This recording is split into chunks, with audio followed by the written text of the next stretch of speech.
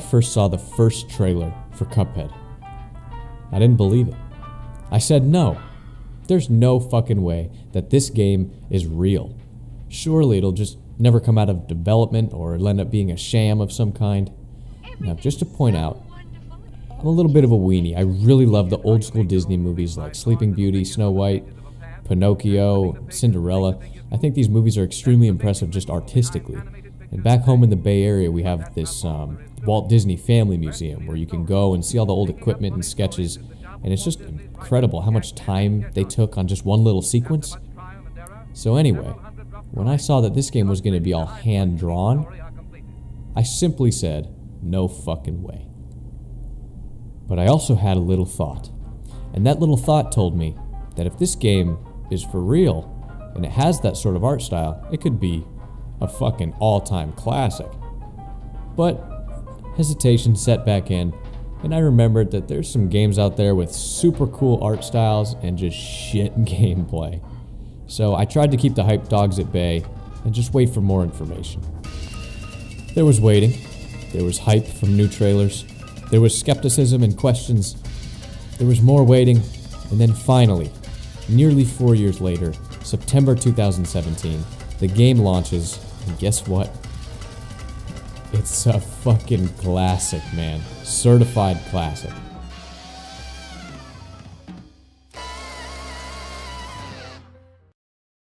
So if you watching this video have never played Cuphead, this is going to be me trying to convince you to give it a try. So let's break it up into 3 little categories: gameplay, music, and of course the art style. Dude, you should play Cuphead.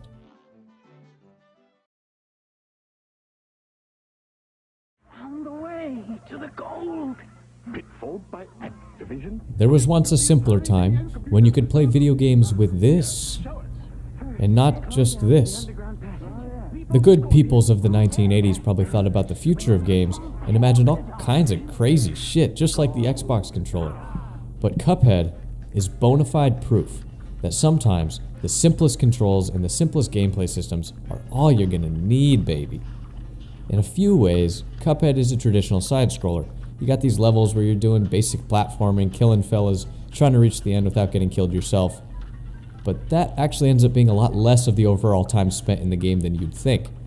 Cuphead is essentially a game built around long-form boss fights. Just for a little story context, you got these little cute cup guys that went to a casino run by Satan. They lost a bet, and now they have to murder a bunch of people that owe Satan money, or else Satan is going to keep their souls trapped forever.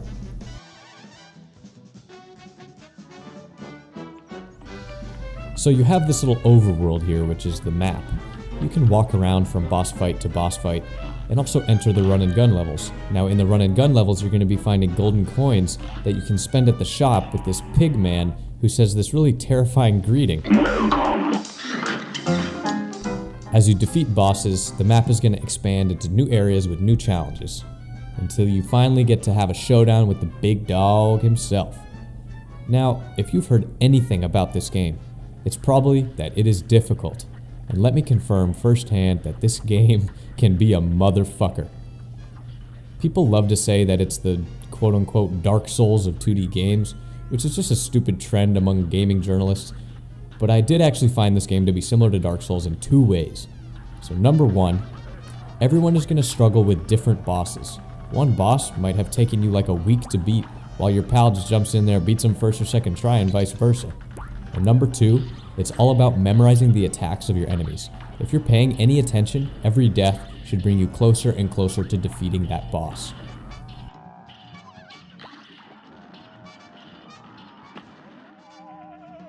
So just as a little example, the dragon boss I had like no trouble with. I used the lobber weapon and just took care of business. But this is a boss that is an agreed upon son of a bitch, but no problem over here. Whereas this motherfucker fucking piece of shit B, let's just move on. As I kind of mentioned before, simplicity is the name of the game. So even with new weapons and as you progress, the basics here remain central. You can run, you can jump, you can shoot, and you can do this little slide move. Plus you have a big bonus super move that you can bust out. But major key is the parry mechanic. Any projectile or thing that is pink in the game can be parried and slapped away. This is going to be huge when it comes to some of the later boss fights in the game, and also make some of the more irritating shit in the game a lot easier to handle. And I will also mention that no two boss fights are alike mechanically, so each of them is extremely unique and memorable. Except for that fucking bee. Motherfucking Jesus! To put it simply, this game is the definition of it's easy to pick up, but hard to master. But even if I get my shit slapped like 10 times in a row, this game never made me feel hopeless. It was always easy for me to jump back in, try again, thinking, maybe this is the one. Another plus for this game is that there actually is two-player, so if you have a friend that you deem worthy, you can hop in as Mugman, and you guys can take down some bosses together. Overall, the gameplay is fluid, it's simple, it's hard, it's enjoyable, and it's satisfying.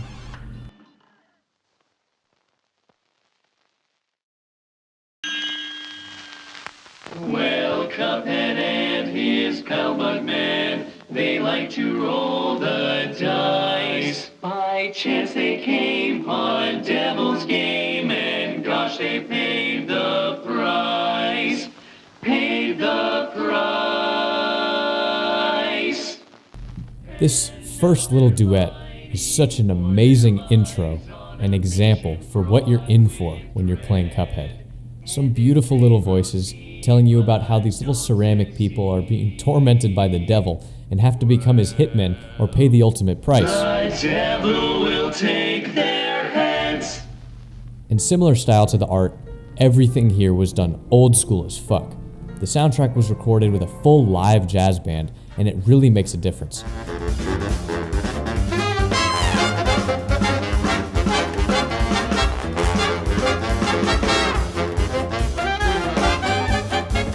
Each song sounds like a big old 1930s layer cake of musicality. It's playful, it's genuine, and it's from the heart. These songs belong in this game.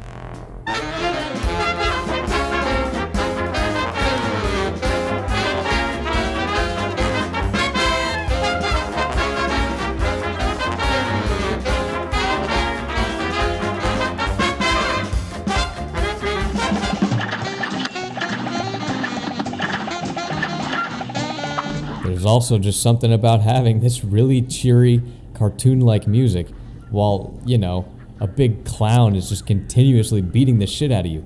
It makes you feel like shit in a really good way. It's like the game is constantly reminding you that no matter how hard it might get, it's still just a video game. And, dude, you should just get good, you little bitch. I don't want to spoil too many of the songs, so I'm just going to say the soundtrack is a massive plus for this game. It should be considered amongst the greatest video game soundtracks in recent memory. No bullshit.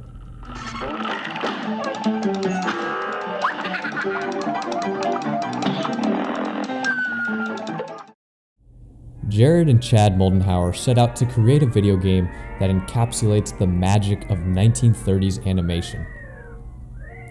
And to do this, they took the long, hard route and wanted to do everything the right way, the honest way, and the painstakingly old way. So every single frame of animation that you see in Cuphead is truly, and it ain't a sham, drawn by hand. I could be wrong, but I think the only aspect of the art that's digital was the coloring. The concept for each boss, the bosses are just so fucking creative. I can only guess that designing and animating one boss took months, and the shipped game has 19 bosses. 19 bosses. Imagine how many man-hours it took to animate just the bosses alone. Now add on the plethora of animations for Cuphead and Mugman, the map, the shop, the run-and-gun levels, and the details. The art of these little fucking details, man. I mean, look at the menu. Ugh. Look at the little cards that represent your meter for your super move. Ugh. Look at the power-up bottles. Look at the coins. Look at your grandpa. He's a kettle. The backgrounds are all real watercolor paintings. Some of them are even real-life models that the art team built. There's even a little meter with Cuphead running to show you how close you got to beating the boss. It's fucking heartbreaking. I could go on and show you more and get more flustered about how cool I think this is. But dude, you should play Cuphead so that you can discover all the artistic wonder in this hard-ass game, man. Seriously, I cannot stress enough, if you hate 2D games, if you hate difficult games, if you hate video games, you will still love Cuphead just for the art. It's charming, it's original, it's authentic, and it's made with love.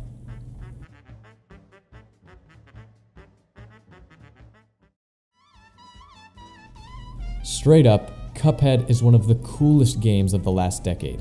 Now, if you really aren't into high difficulty games, look, I get it, but I still think giving Cuphead a try is worth it.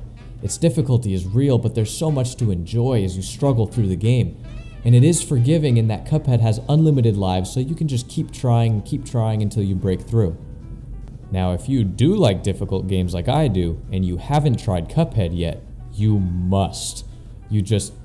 Dude, you must. There's no feeling in a hard game like when you finally beat that boss that's been dominating you for weeks, and the satisfaction in Cuphead is like none other with the knockout screen. Cuphead is available on Steam, Xbox One, and... Holy shit! On April 18th, it's on the Switch.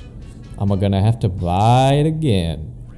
Everything in the game just shines. The art, the music, and the gameplay.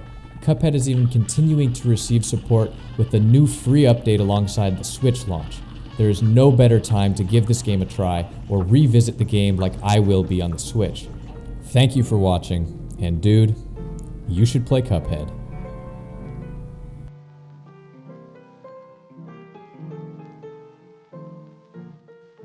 Oh, and dude, if you're still around, you should subscribe to my YouTube channel too.